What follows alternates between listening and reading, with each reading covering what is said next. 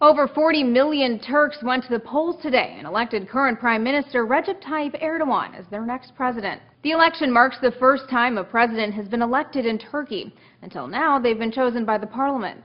But why the change? Well, the Turkish president has traditionally been a symbolic position, with real political power belonging to the elected prime minister. And Erdogan has been that prime minister since 2003, but is barred by term limits from running again. But the man who has dominated Turkish politics for a decade had no intention of going away. And he is saying, I'm not going to be a ceremonial president, rather I will be implementing whatever power Constitution is providing me. Key to Erdogan's platform were constitutional reforms meant to expand the power of the office he just claimed. We haven't given up hope over it, and will continue to fight for it as forcefully as possible.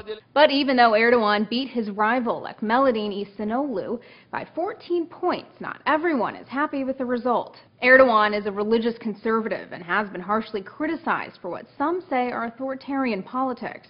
The New York Times likened Erdogan to Vladimir Putin, who also hopped between the roles of prime minister and president in Russia. And they're not the only ones afraid that Erdogan is jeopardizing democracy in Turkey. And indeed, some people said he's out to, if you will, adopt the Putin-Medvedev scenario. The election had lower than expected turnout, leading one Istanbul resident to say voters simply gave up.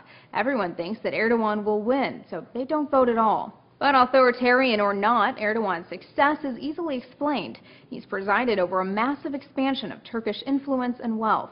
Under his leadership, the country experienced phenomenal economic growth, evolving as an emerging market and giving rise to a new middle class.